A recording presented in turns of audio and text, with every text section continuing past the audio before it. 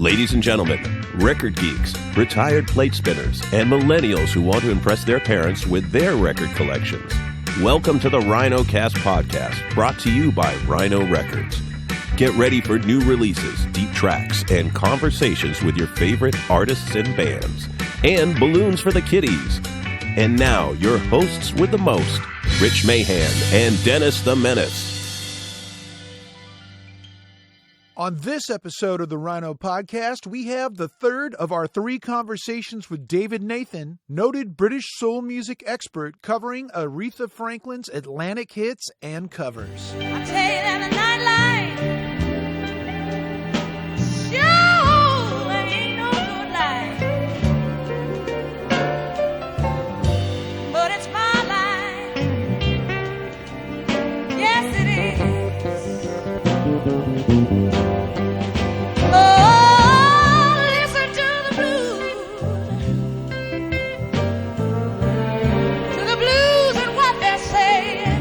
Hey, Rich. Hey, Dennis. You know what I was doing just now? What were you doing? I was perusing the digital pages of Rhino.com. Well, there's a lot to peruse there. Indeed, but you know why you want to peruse them now? Because if you don't, you're missing updated music news, regular features like the album of the day, this day in music history, plus exclusive merch and music bundles you can't get anywhere else. I know it sounds like a late night commercial, but I'm being serious here. That this is updated daily, and it's why we know as much as we do. Besides all the great daily content, there are cool giveaways you can enter. For instance, right now, Rhino is running the Classic Rock Vinyl Pack giveaway, and there are 5 killer classic rock albums you can enter for a chance to win, including Led Zeppelin 4, Eagles Hotel California, Fleetwood Mac's Rumors, The Doors' eponymous debut, and David Bowie Heroes. It's all at Rhino.com. You know, good things come in threes, and when it comes to today's artist on the Rhino Podcast, it does not get any better. Well, you know, we've got Aretha Franklin. She's the queen of soul. It is the year of Aretha, and this is the third of 3 podcasts we have with the British ambassador of soul himself, David Nathan, who is not only an expert in soul music in general, but spent a lot of personal time with Aretha, and he really does have the inside scoop on so many of these songs that we're going to cover today. We spent an entire day with David, and this podcast, it probably is my favorite of all because it's covers and hits. Yeah, there's a lot of great music in this podcast. We have a ton of great music clips, and David kind of pulls back the curtain and gives us a little tidbit of info about each of them, how they came around, and how Aretha found out about them, or something they did when they recorded it. Really cool stuff. Well, I think that we need to get right to it. Our conversation with David Nathan about Aretha Franklin, covers and hits, here on the Rhino Podcast. I want to be free to fly away and sing. Well, David Nathan, welcome back to the Rhino Podcast. I guess we didn't scare you away the first time. You didn't. On this Rhino Podcast, we're going to kind of split it in two, and they kind of overlap because we're going to talk about the covers that Aretha Franklin did, and we're going to talk about some of the hits. In a general sense, what did Aretha look for in a song to cover? Well, she had to be able to find something in it that she could relate to or that she could bring something to. She defied genres by bringing these songs into her world. Yeah. Well, I think that, you know what, I think it's kind of, they were in her world by virtue of one thing that people may not know. She wasn't just like a performer. She listened to music. She really, and she was, you know, we're going to think about the time period again. She was 26 years old, and she listened to the radio, and she, you know, she went to some shows, and she famously tells a story about how she was at certain events with Berry Gordy. She said, you know, Berry, you should give me a check for all the records, all the Motown records I bought in Detroit. I helped build Motown as a fan, as someone who bought the records. She listened to music. It wasn't just I'm going to listen to R&B. I'm just going to listen to music. And some of her choices were kind of like, from the outside, appear like a little quirky. From Spanish Harlem to Stevie Wonder's Until You Come Back to Me, That's What I'm Going to Do. Some of those became the definitive version for a certain generation that might not have heard the songs otherwise.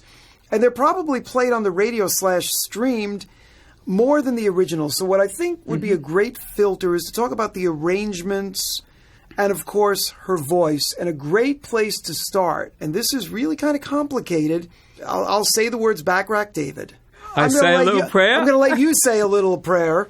But, I mean, the fact that Dionne Warwick had a hit with it almost, I mean, it was analogous. And yet the lightness of Dionne's, the peppiness of Dionne's, and the, I'll use the word, forgive me, soulfulness of Aretha's. Oops. Okay. But what I mean I know by what that you mean. is the choir, again, back to the arrangement. Yes. And it really came down to the difference between those two killer singers was the arrangement. From what I could tell from Aretha's appreciation of music, she really did really like those recordings, the Dionne's and the Backrack and David songs. She did. And how that came about, I Say a Little Prayer came about, Cissy Houston and the Sweet Inspirations and Aretha were rehearsing. They were just kind of fooling around, preparing to do some recording. Aretha just started doodling on the piano, I Say a Little Prayer. And then they created this whole call. It was literally created. Call and response. It's like right there in the moment, right? Originally, Hal David wrote the lyrics in relationship to soldiers in Vietnam. That's actually the exact history of the song. The song is actually about the female singer singing. You'll stay in my heart. The moment I wake up. You know, it's the whole thing. I say a little prayer for you because you're over there thousands of miles away serving in Vietnam as a soldier. This is why the Rhino Podcast lives, by the way. Stories like that. Yeah. That was the whole thing. It was another song recorded at the same time called The Windows of the World by Dionne, which Aretha didn't record. That was a flip. Yeah, that was a flip exactly. Yep. But the point being, when Aretha did it, she wasn't singing it from the perspective of the origination of what the song was about. Moment I wake up, before I put on my makeup, I say a little prayer for you. And while combing my hair now, and wondering what dress to wear now, I say a little prayer for you.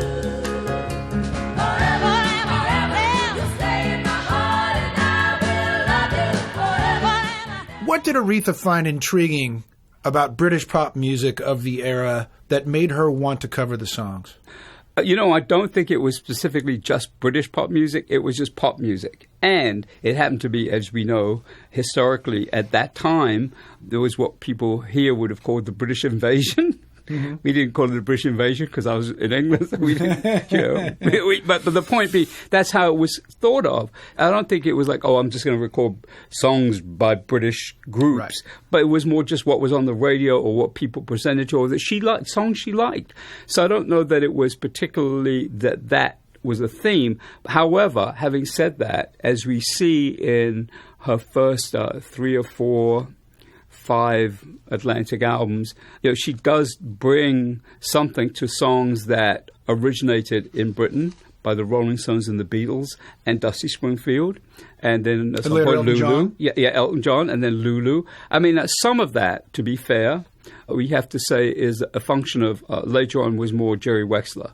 And Jerry Wexler famously says that one of his biggest mistakes from his perspective, was having Aretha record songs for which her R&B solid black audience had no reference for. Example being Elton John's Holy Moses, the Border song, which he says, they released as a single, it just kind of flopped because her core audience didn't know what it was about. I mean, there are a lot of people who were not Aretha Franklin fans who didn't know what it was about either. Holy Moses, I have been removed. I have seen the specter, he has been here too. Distant cousin from down the line, random people who ain't my kind. Holy Moses, I have been removed. There was this whole thing where she did The Wait by the band and Eleanor Rigby. They're all part of the same kind of time period. Yes. But some of those are directly from Jerry Wexler. The earlier ones, though, like Satisfaction. I think that's just Aretha liked the song and she did it. Yeah, love.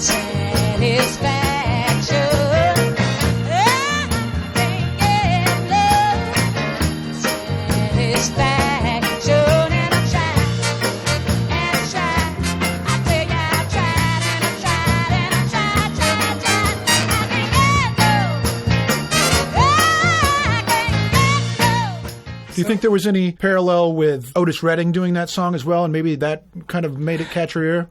Possibly. I mean, the interesting thing about Aretha and Otis is, of course, that they were contemporaries. Yes. Absolutely. And in fact, Otis Redding credits Aretha version of Try a Little Tenderness as being his inspiration for doing his version of Try a Little Tenderness. Oh, funny. Yeah. And so there was kind of this, I don't want to say love affair, but a musical kind of appreciation of each other. Oh, she may be weary. Them young girls, they do get wearied wearing that same old shaggy dress. Yeah. But when she gets weary, try a little tenderness. Benny King's Spanish Harlem, Dr. John on keyboards. But that opening, back to arrangements, da-da-da-da-da, da-da-da-da-da, boom, right? Truth be told, 1970, I was introduced to that song by Aretha. I went backwards to discover the Benny King version of it. And I think so many of us of a generation, Yes. and to this day, it became the definitive version of that song.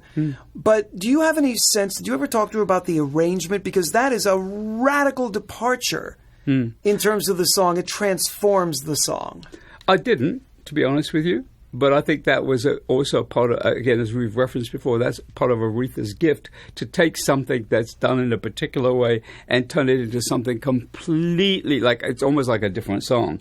And what's interesting about it is, of course, she slightly changes the words, because she says, in black in Spanish Harlem. It's growing in the street, right up through the concrete, but soft, sweet, and dreamy. There is a rose in Spanish Harlem, a rose in black and Spanish Harlem. Also, she has an affinity for, of course, a couple of those Atlantic recordings by Benny King. Her version of Don't Play That Song is like, wow. I mean, really. That's got a gospel groove to it, too. And you know what? One of my fondest personal memories is actually seeing Aretha at Top of the Pops in London do that. I mean, literally be right there in the studio, Wow. piano. I mean, some of it's, I think they were using the track, but she actually was playing piano, like live in the studio to the track. And it's just phenomenal. What she does with Don't Play That Song actually is one of her biggest British hits. Hey, mister, don't play it no more. Don't play it no more. I can't stand it. Don't play it no more. No more. No more. I remember on our first date, he kissed me and he walked away. Until You Come Back to Me, That's What I'm Going to Do. That is, a Stevie Wonder composition. But again, Aretha's version is the definitive version. How that song got to Aretha was not as people think through Stevie Wonder. I mean, there's kind of mythology that Aretha said, "Oh, Stevie, do you have any songs?" But actually, somebody told me within the last 48 hours, there was actually a Stevie Wonder recording of it, and she heard it. I mean, it was obviously, I'm sure there was some conversation between Aretha and Stevie, but the point being that I don't know if it had ever been released by Stevie. As far as I know, it hadn't. There's a recording, but it never came out. So it was an unreleased Stevie Wonder track. And in fact, I found an outtake where Jerry Wexler is explaining to Aretha, she speaks to her and says, it's got to have a little bit of a kind of reggae on the piano, like the whole piano thing. And if you listen to just the piano, you can hear what he's talking about. She says, okay.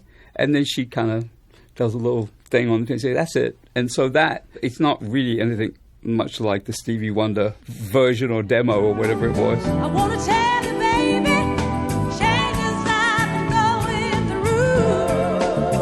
Missing you. Till you come back to me, that's what I'm gonna do. Why did you have to, Lisa? You had to set me That's kind of the story of Aretha with covers, isn't it? Yeah. They never sound anything like the original. It's so uniquely Aretha. Do you all know about the couple of the Beatles songs that Aretha, well, one in particular, Let It Be? Do you know that Let It Be was actually written with Aretha in mind? And what happened was Paul McCartney gave the demo of Let It Be to Jerry Wexler specifically for Aretha. And Aretha heard it, and she said she couldn't record it. It had this kind of religious, Mother Mary comes, and she wouldn't do it. So they kind of sat there for like a year. So she didn't record it. Then, of course, they, I guess, got tired of waiting for her to do it. Subsequently, Aretha's recording of it came after the Beatles. When I find myself in times of trouble, Mother Mary comes to me, speaking words of wisdom, let it be. And in my hour of darkness, she's standing right in front of me, speaking words of wisdom, let it be, let it be, let it be, let it be, let it be. What changed Aretha's mind about recording the song? Well, I don't know, but I know this happened. The same thing happened with Son of a Preacher Man, the same thing. It was written with Aretha in mind. And she said, no, I can't do that because it's too close to my, roots and my, probably something more to do with actual history, personal history. So she wouldn't do it. And then Dusty Springfield does it. And then she's like, all right, well, I'll do it now. I never asked that question. I always wondered why she went back and said, all right. Probably because she thought, well, all right, well, okay. I said no the first time. Now I've put my stamp on it. And if you listen to Aretha's version, particularly, not so much Let It Be, but Son of a Preacher Man, there's a break where everything stops and she's just singing with the piano in the middle of the song. Mm-hmm. And Dusty Springfield didn't do that. Taking time to make time, telling me that he's all of mine, learning from each other's knowing, looking to see how much we're growing. The only boy who could ever reach me. In 1970, massive #1 hit, their biggest hit for Simon and Garfunkel, Bridge Over Troubled Water. And then a year later, #6 on the charts, Aretha's version. And again, the Simon and Garfunkel version has been, of course, talked about, meaning many things. But the Aretha version, again, brings it back into her place, doesn't it? Mm-hmm. I think, and we have to check this historically, that how that came about was that she sang it.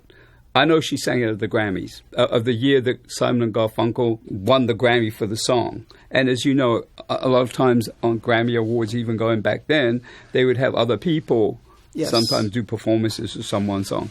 She actually recorded it after she had done it at the Grammys. In other words, it was so like... Really? Yeah. So the first time people heard it was on the Grammys. That arrangement kind of also references the Four Tops, Still Waters Run Deep. That whole... which is... I mean, that's a phenomenal recording.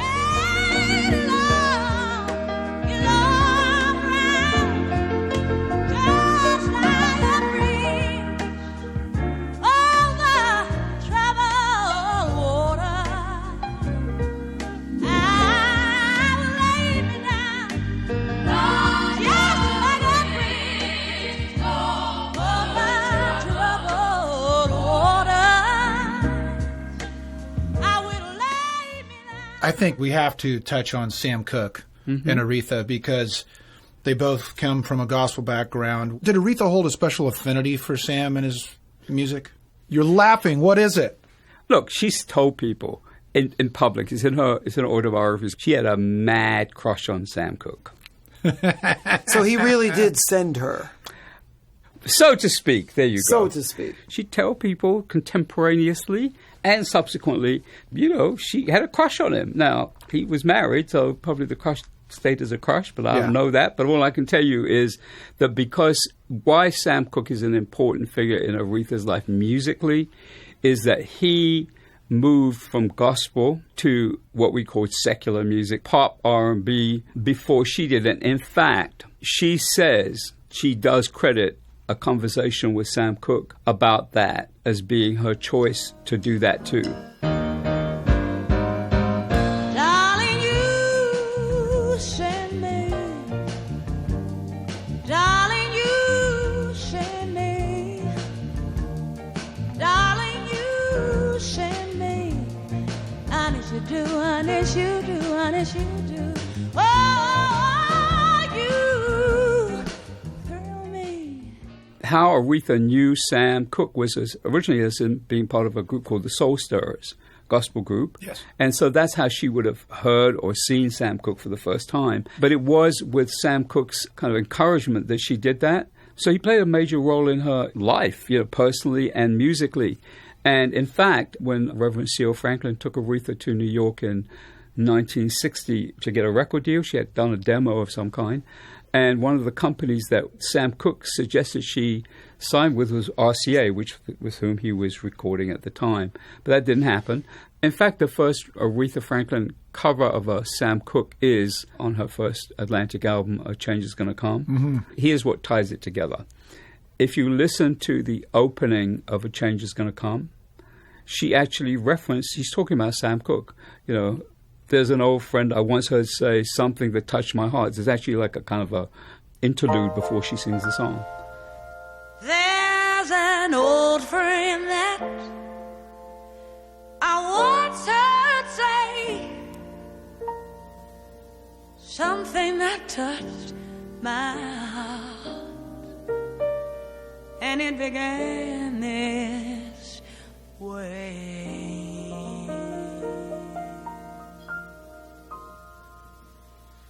I was born by the river. So what I thought we would do for part 2, which we will call them the hits, and they can be found at the Atlantic Singles Collection. She only had 2 Billboard chart number ones in 1967 and 1987. Mm-hmm. That last one with George Michael, of all things. Mm-hmm. Another Brit. Yeah. But she got a ton of radio play, and obviously her influence went way beyond the charts. I think I counted 39 top 40 hits, more R&B hits, 20 than any other artist. Mm-hmm. First woman to be inducted into the Rock and Roll Hall of Fame. So let's do a rapid fire thing where we name a song and we have like a 1-minute story behind each of these so we can roll a lot of music. So, Rich, why don't you start with the first one? I never loved a man the way I love you. That was her first on Atlantic, March 1967. Mm-hmm. Yeah. That started as a demo, as one of the demos on her 1966 demo written by a Detroit songwriter called Ronnie Shannon. She says it wasn't autobiographical. She spoke for, at that point, I would say many, many African-American women in particular at that time, because she was voicing something that no one had voiced quite that way, with using her whole gospel tradition. It just really, it's like, wow. Once you hear that beginning of that record, you're like, for many people who never heard of Aretha on Columbia, like, who is this? I guess I'm uptight, and I'm stuck like glue, 'cause I ain't never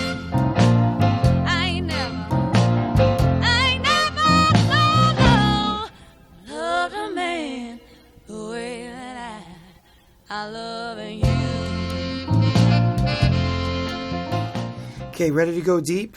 Go on. Do Right Woman, Do Right Man. Chips Moman, producer, songwriter, guitarist at Gold Star for Phil Spector. On to Memphis. He found the movie theater that became Stax HQ, produced a ton of hits from James and Bobby Purify, Box Tops. So Dan Penn wrote that song with Chips. How did it get to Aretha? Well, it's actually the second song that was begun at her first recording session for Atlantic in Muscle Shoals. So actually what happened was they were on the session. Yes. Right? And what happened was they had a rhythm track. And then because of whatever happened, is Aretha, she didn't do the vocal there. They went home. The next morning she flew to Detroit. She and her husband, manager Ted, had a disagreement. Ted White had a disagreement with somebody else. But the point being, she didn't do the vocal there was no vocal done in Muscle Shoals. The vocal was done about 10 days later in New York, yeah. Because they couldn't find Aretha for days after that. She wouldn't respond to Jerry Wexler's calls, nobody's calls. And she came in and completed the song in New York. If you wanna do right, home days, woman, you gotta be a do right, whole night man. Yeah. I think if people aren't super familiar with Aretha, they're super familiar with this song by Aretha, Respect. Yes, respect. Well, I'm laughing because I remember that's the first example you can hear of Aretha completely putting a different spin on the song, giving it a whole different meaning. So different than the Otis version. Yeah. So different. You know the famous quote. Do you know that the first time that Otis Redding heard Aretha's version of Respect, he was in Jerry Wexler's office.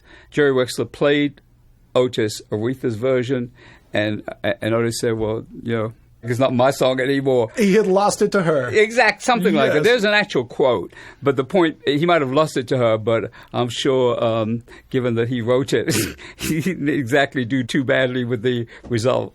And a fantastic saxophone solo by Absolutely. King Curtis. And do you know about that break, and that saxophone break was lifted from a break in When Something Is Wrong With My Baby? It's exactly the same thing. And Wow. Jerry Wexler says that he actually suggested that.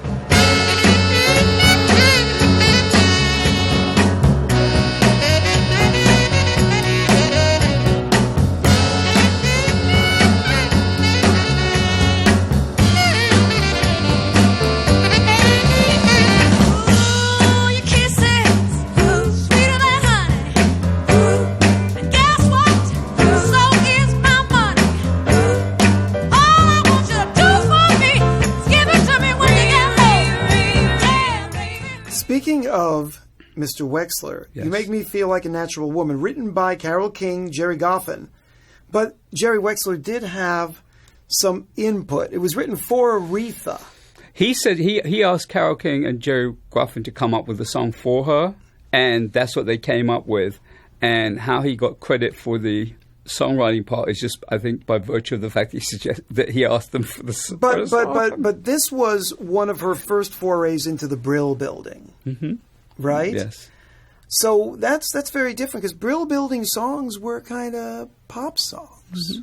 It's interesting because I remember when it came out, it wasn't one of her most immediate hits at that time because it's quite a stretch from A Natural Woman to Respect, right? Yes. And interestingly, A Natural Woman was recorded in those first early February 1967 recording sessions, although it wasn't released until I think the end of that year. It was not in the first couple of Aretha albums. It's on Lady Soul.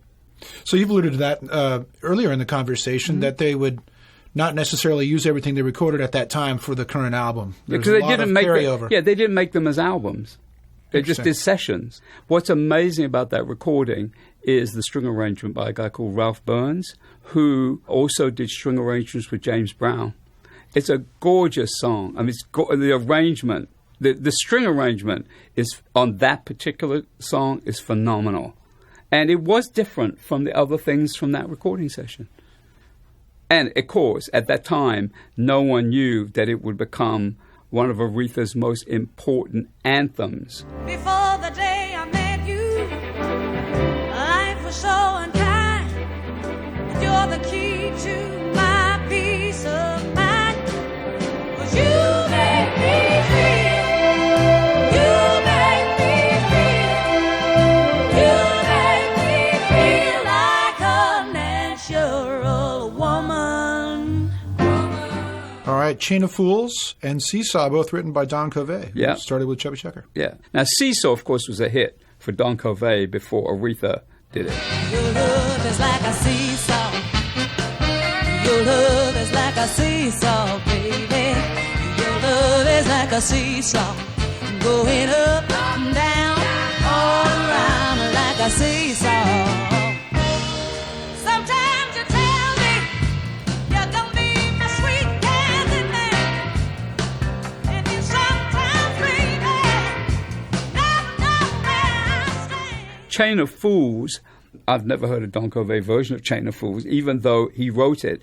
So I don't actually know the exact story of it, other than that because he was at Atlantic and he was a label mate, I don't know how it came to Aretha, but I do know that has now become one of her, again, anthems. If you look at it in historical context, you can see, we've got Respect, I Never Loved a Man, and Chain of Fools. There, particularly I Never Loved a Man and Chain of Fools are about, relationships different from what other women of the time would sing. I mean, we talked about Dion before, and Diana Ross. I mean, while they would sing love songs, they weren't quite so direct about the kind of everydayness of relationships. Their songs were a little more light in terms of, romance, and, You'll Never Get to Heaven is not quite the same as Chain of Fools. You got me where you want me.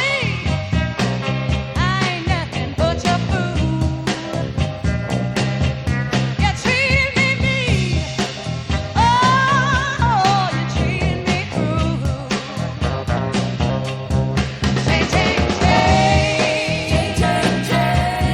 Chain of fools.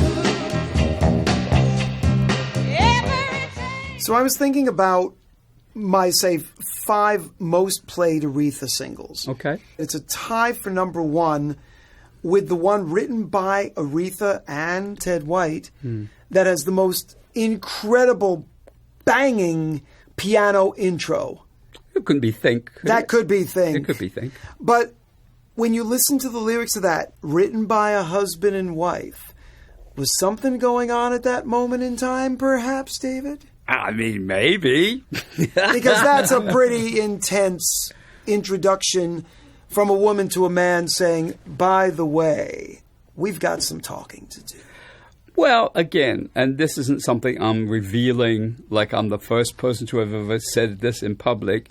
It's historically documented that their relationship at that point was quite volatile.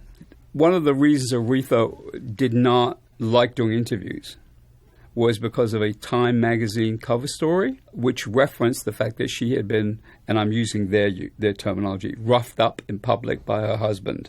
That stayed with her forever. Oof. She, how they found that out, I don't know, but people talk to people, and Aretha at that point was in her ascendancy as an icon in American music. And from that point, it was really hard to get Aretha to do any interviews because it was a little too close to home.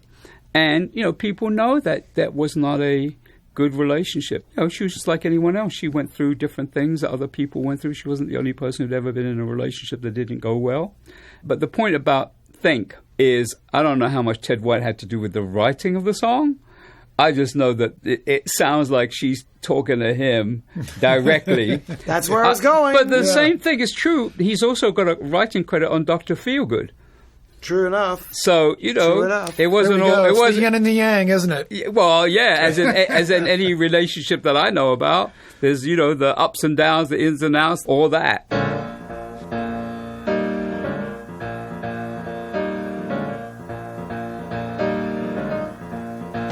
You better think about what you're trying to do to me. Think, let your mind go, let yourself be free. Let's go way on, way back when. I didn't even know you couldn't have been too much more than 10.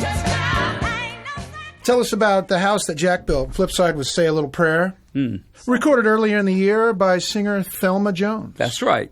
Exactly. And I love this because I do have a tiny short, try to make this a very short story. Thelma Jones, in fact, was from North Carolina, came up to New York in, I think, 1963, 64. Thelma was very much of a bluesy kind of R&B singer, mentored by a very well-known blues singer of the time, Big Maybelle, who was also a big influence on Aretha as well. Aretha recorded a couple of Big Maybelle songs on her Soul 69 album. Okay. The point being, Thelma did this session with Cissy Houston and the Sweet Inspirations in the background on her recording, and it was on this independent label. Not much happened with it. And Cissy Houston took the Thelma Jones version, played it to Jerry Wexler, and said, well, this is a great song for Aretha, because it's basically, it's got that call and response thing on Thelma's version. Mm-hmm. That's how that really came about. Many, many decades later, when Aretha was performing in Los Angeles, and Thelma Jones, someone I've known for a long time, I took her to meet Aretha backstage. I said, Thelma, one thing you do not want to do is tell her you recorded her hit first. Don't do that, because Aretha will say, no, we'll probably say something like, well, I don't know what you're talking about.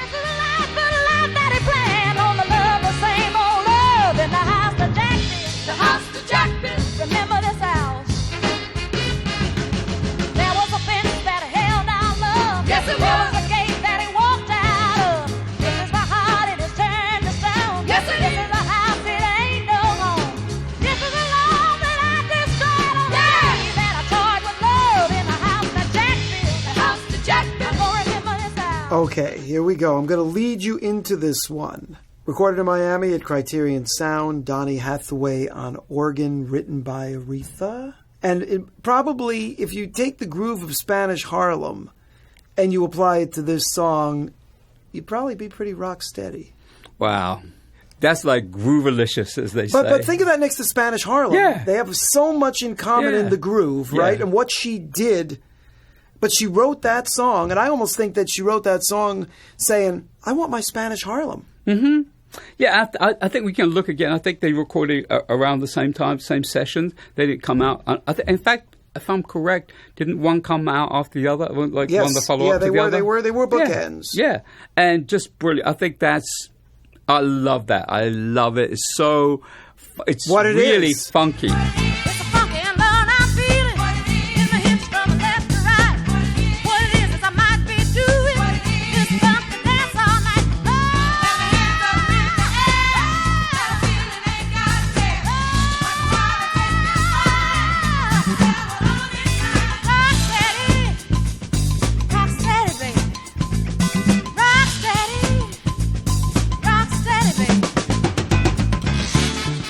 All right, David, tell us what you know about Daydreaming. Might it have been about somebody else in another group in Detroit? Might have been. Might have been. Do tell. Come on, hit us. Well, look, one of the things you know about Aretha, we all know about Aretha, she was a natural woman, right? So she was a natural woman who, had needs. Well, like all human beings. She had needs. And the thing, yes, it is a romantic song, and it is written about Dennis Edwards, and yes, neither of them denied it, and she, said that that's who it was about. But yeah, in fact, I remember seeing them. I was at Radio City Music Hall somewhere where, she brought him on stage, and no, that's definitely about Dennis Edwards. Hey, baby, let's get away, let's go somewhere. Oh, baby, can we? Where I don't care.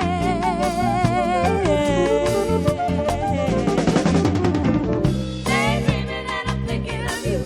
Daydreaming and I'm thinking of you. Daydreaming and I'm thinking of you. Daydreaming and I'm... It's so much fun to dig in and to hear the story behind the story from the man who actually got the story in person. David, why don't you tell us where people can find you on the web? They can find me in very many different places.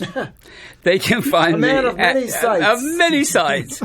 Specifically, they can go to my website, www.soulmusic.com, and the associated website, www.soulmusic.info, which has a lot of the archival work I've done over many years in terms of interviews. And, of course, they can try to friend me on Facebook. Because I do have like a limit. Have you reached your 5K limit, David? I'm about 30 people away from it. So Rhino Podcast listeners, order now. People get ready. There's a train coming. Don't need no baggage. You just get on board. All we need is faith. Diesel's humming. Don't need no tickets. We'll just thank the Lord. That last song we're coming out of there, People Get Ready. A lot of people have done great covers of it, including Jeff Beck and Rod Stewart. But as we've discussed, is there anybody out there, an artist, who can do what Aretha Franklin did, and that is take a cover song and really change the arrangement, make a definitive version, and make it uniquely their own? As I was growing up, I thought that some of those covers were actually originals done by Aretha. Absolutely. I think a lot of people felt that same way. She recorded definitive versions of songs, even if there were hits prior with them, that defined that song as an Aretha Franklin song. Again, thanks to David Nathan for spending so much time. We appreciate him coming in and sharing his knowledge with us. Cheers, David. Thanks very much for tuning in. Don't forget to listen and subscribe on iTunes so you don't miss the next Rhino podcast. Executive producer for Rhino Entertainment, John Hughes. Produced for Rhino Entertainment by Pop Cult and Rich Mahan Promotions. All rights reserved.